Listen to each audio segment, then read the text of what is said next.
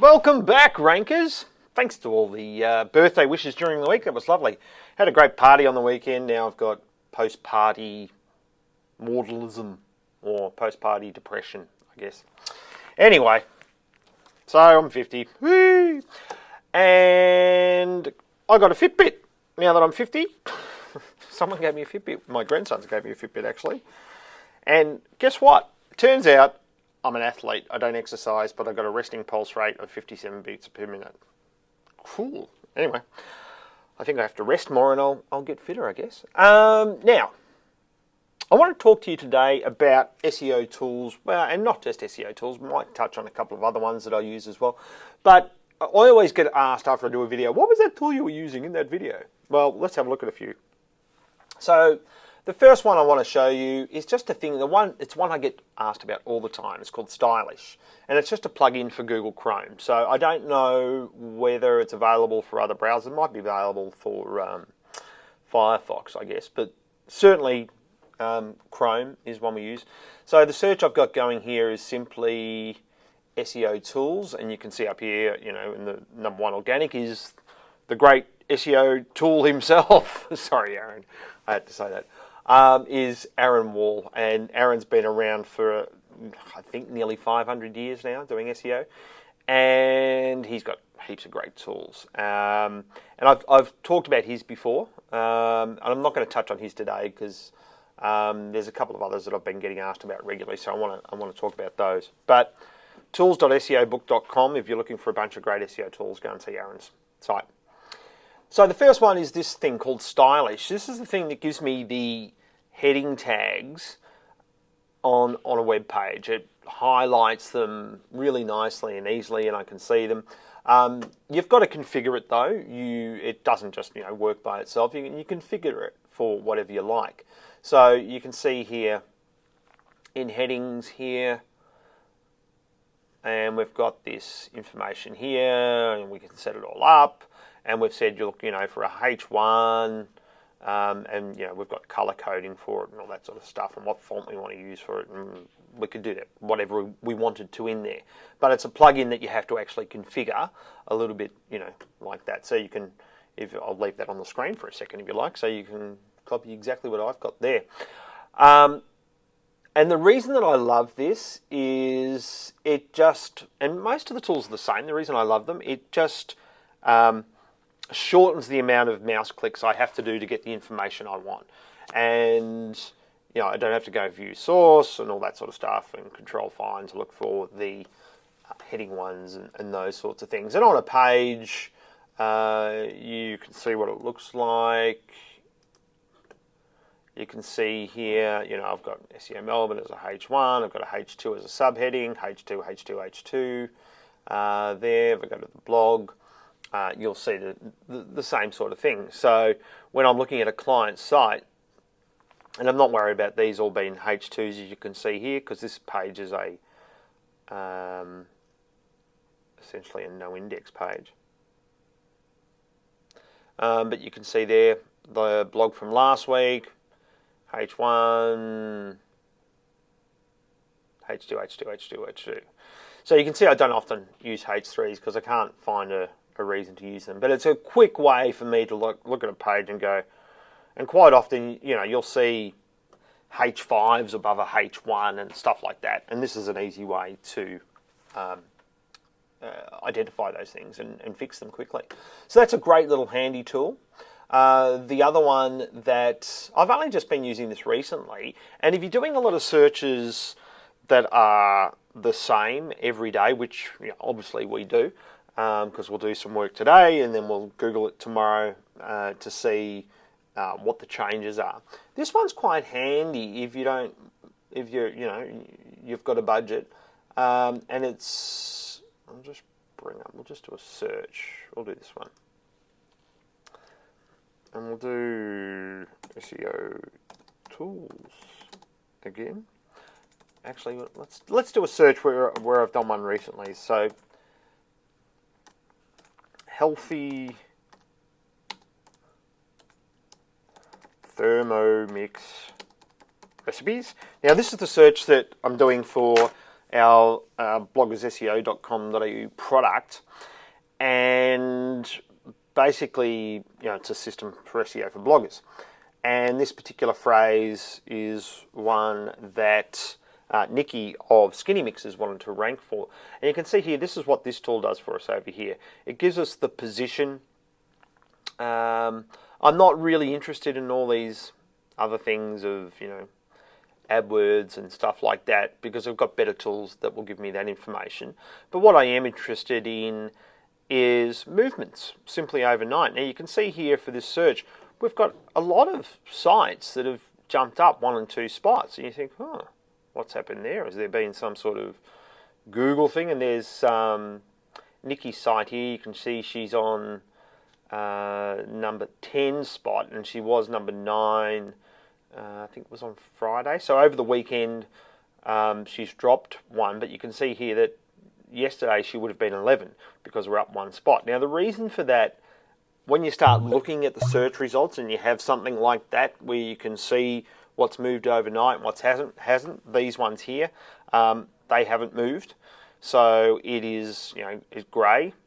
If there were a yellow one in there, they would be new into the search results. And I've got my search results set for 100, so I don't have to keep going to page after page.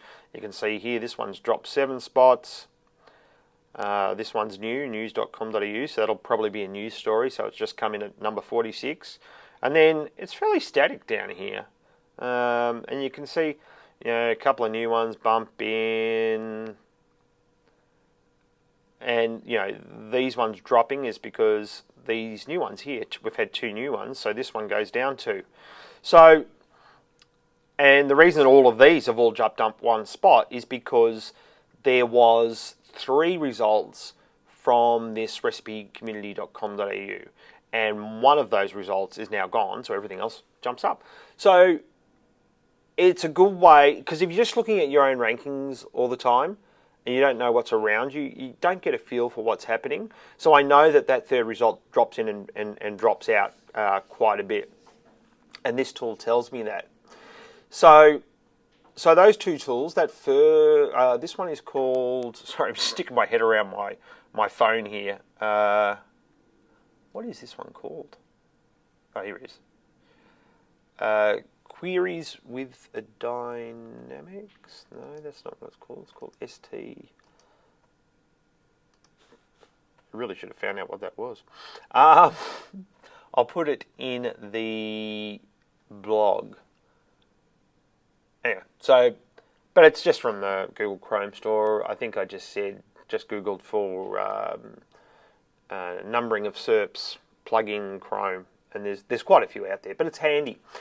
The third one that we've only been using for a couple of months, and this is the one I was put on to, we looked at this probably 2 years ago, but we weren't ready for it. It's quite an expensive tool. Relative to a lot of the other SEO tools out there. And one of the reasons that I wanted to tell you about these tools is because I had a client during the week who had just got onto moz.com and started using their tools. And look, they've got some great tools for, I would say, beginners in SEO. The ones I'm showing you, and especially this one I'm about to show you now, are really for someone who's doing SEO all the time, the enterprise level, or master craftsman, if you like, or whatever you want to call it, but someone who does a lot of SEO. And it's a bit like, Moz is a bit like, you want to become a carpenter, here's your first hammer. That is Moz. But once you get more experience, you're going to want more granular detail. You're going to want all of this other stuff. And that's where tools like this one comes in. And the URL is getstat.com, and we love calling it getstat here, except for all the devs who go into conniptions when we call it getstat, because it's actually called stat. But the web address is getstat.com, and it's pretty much a high volume sort of tool. And I'll just show you one of the bloggers. I'll show you Nikki's site again, Skinny Mixers, just so you can get an idea of of what's happening here. So you can see here we've got this phrase, healthy Thermomix recipes, and you can see here we've got this change column in here. This -1 actually means it's gone up 1. So for me, that's a little bit counterintuitive. Maybe it's a Northern Hemisphere thing, because for me, plus is good, minus is bad. Anyhow. But then you get to see the journey, and I've showed you this one over the last couple of weeks as I've been working on it. And you can see here she wasn't ranking at all in the top 100 for healthy Thermomix recipes. Did a few changes, and she came in at number 17, then 14, the size 14, and then she dropped out for a couple of days, and then came back. And then this is when I was on holidays, and she went as low as 27 for that phrase. I got back from holidays, fixed up a few things that they'd buggered up, and then it's come good. And then a few weeks ago, I did a video about just small tweaks, and this is around the time that I was doing those small tweaks. Google picked them up and then dropped us down a spot, and then brought us up to page 1. And then this little bump here is that forum result coming in at number 3 and bumping everyone else down. The other thing I love about this is that I can see the competition. This one will tell me, here are the ones that we think are your competition, and based on where they've been, where they are in the search results. It gives me the full HTML SERP results, and it tells me, what I'm up against. And this is for today. This is for today, US time. If I go back, say, to the 10th, it's still the same. We've still got the 2. But then if I go back to there, and there's that third result of recipecommunity.com.au. So you can see there, and then we are down at number 11 because of that. So it's that sort of level of detail where you can start to dig deep into what's actually causing you to rank or fall, and all those sorts of things. So they're my top 3 tools. I highly recommend them. And if you have any questions, just let us know. Or if you're on the Periscope, weekly, Tuesdays, Australian Eastern Standard Time, midday, we're about to now do a Q&A. So thanks very much for watching. We'll see you next week. Hopefully that's helpful.